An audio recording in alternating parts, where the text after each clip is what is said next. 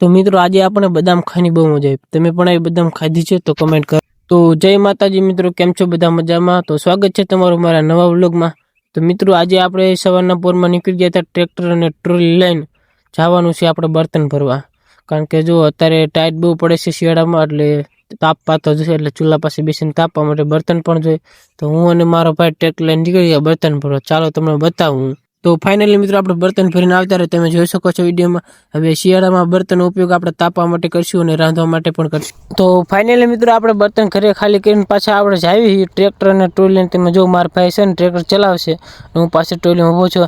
તો મિત્રો હવે આપણે જવાનું છે આપણે પાડોશી મિત્રની વાડીએ. અને મિત્રો આપણે ત્યાં જવાનું છે લાઈન લેવા માટે, કારણ કે તમને ખબર છે આપણે પાણી વરસી 2-3 દિવસથી આપણા કુંડામાં પાણી ખૂટી રહ્યું છે, એટલે બીજી મોટર મેળવાની છે. તો આપણે જાવી છે લાઈન લેવા માટે. તો ફાઇનલ મિત્રો પાડોશી મિત્રની વાડી આપણે પહોંચી ગયા છે. અને જો આ લાઈન આપણે લઈ જવાની છે, 20 કટકા લઈ જવાના છે આમાંથી.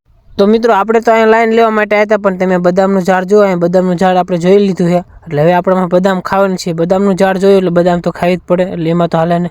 તો મારા ભાઈને ગોતતો હતો, પણ મને એવું લાગે છે કે ભાઈ આપણા ઉપર ચડી ગયા છે, દેખાતા નથી. તમને દેખાતા હોય તો કમેન્ટ કરજો. ફાઇનલી મિત્રો આપણા ભાઈ મને લાગે છે, હા જો આ ઉપર છે, તમે જોઈ શકો છો મિત્રો. ભાઈ ઉપર ચડી ગયા છે, ભાઈ ઉપર ચડીને બદામ ખાવા માંડ્યા છે. તો ભાઈને કીધું એકાદ બદામ આપણી સાટું પણ મોકલાવે નીચે. તો ભાઈને કીધું એકાદ બદામ મોકલો આપણી સાટું મિત્રો.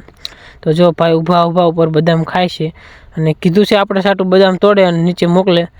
તો એ ભાઈ આપણા સાટું પણ બદામ તોડે નીચે મોકલશે, એટલી વારમાં તમે વિડીયોને લાઈક કરી નાખો, ચેનલ સબસ્ક્રાઈબ. તો ફાઇનલ મિત્રો ભાઈ બદામ મોકલે, આપણે 4 બદામ મોકલી, તમે જોઈ શકો છો મસ્ત મજાની બદામ છે. તમે પણ મિત્રો એ બદામ ખાધી હોય તો કમેન્ટ કરી નાખજો. બદામ તો તમે ખાધી દેશે. અને પછી મિત્રો આપણે બદામ ખાતા નીકળી ગયા પાડોશી મિત્રની હલર હાલતું હતું, એટલે કે થ્રેશર મશીન ચાલતું હતું. તો ત્યાં જોવા માટે જ્યાં મગફળીનું મશીન ચાલુ હતું, તો ચાલો મિત્રો ત્યાં પણ આટો મારતા.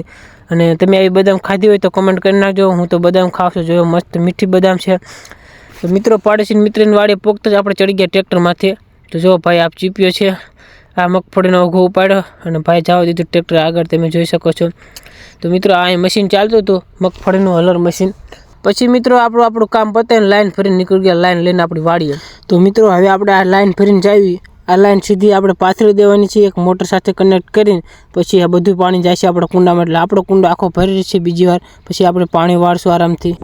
તો ફાઇનલી મિત્રો તમારો ભાઈ પાછો પાણી વાળો આવતો રહ્યો. તમને ખબર જ છે કે આપણે પાણી વાળવાનું જ છે, જીરામ બાકી થતું કાલનું. તો અત્યારે પાછો આવતો રહ્યો. કાલ તો આપણે 5 વાગ્યાનું પાણી વાર્યું હતું, 5 વાગે લાઈટ વહી ગઈ હતી, પણ આજે ખબર નહીં ક્યારે જાય. તો હું અત્યારે આવતો રહ્યો. આજ થોડુંક પાણી વાળું મોડું થઈ ગયું, 11 વાગી ગયા, કારણ કે આપણે થોડા બર્તન લેવા ગયા હતા, પછી લાઈન લેવા ગયા, એટલે મોડું થઈ ગયું. આપણે કુંડામાં પાણી ખૂટી રહેવા આવ્યું હતું, એટલે આપણે 2 મોટર ચાલુ કરી દીધી કુંડામાં, એટલે પાણી ખૂટે ને. એટલે હવે આપણે પાણી વાળવાનું આખું દી હાન લગન.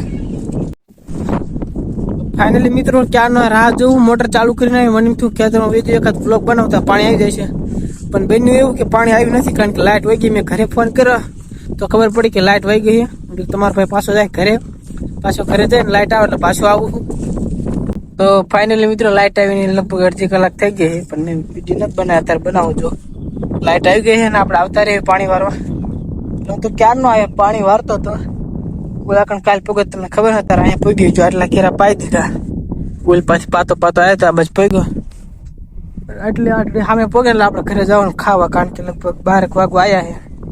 આપણે ખાવા જવું. આપણે પાણી વાળવાનું મોડું ચાલુ કર્યું હતું, એટલે બપોર ચડવા આવી ગયા હતા. એટલે આટલું પાઈને આપણે ઘરે જવું ખાવા, બરોબર? તો હાલો આવ્યું આટલું પાઈ દઈને પછી ખાવા. તો મિત્રો હું બપોરનું પાણી વારતો હતો ને, ત્યારે લગભગ 4:30 જેવું થવા આવ્યું. અને હવે હું ઘરે જાઉં, કારણ કે લાઇટ તો નથી ગઈ, પણ મેં ઘરે ફોન કરીને મોટર બંધ કરી દીધી, કારણ કે મારે નાવાનું બાકી છે, હજી નાહ્યું નથી. તો ઘરે જઈને નાહી લો, એટલે મોટર બંધ કરી દીધી આપણે, કેમ કે હવે આપણે ઘરે જઈએ. તમને એક વસ્તુ બતાવી દઉં.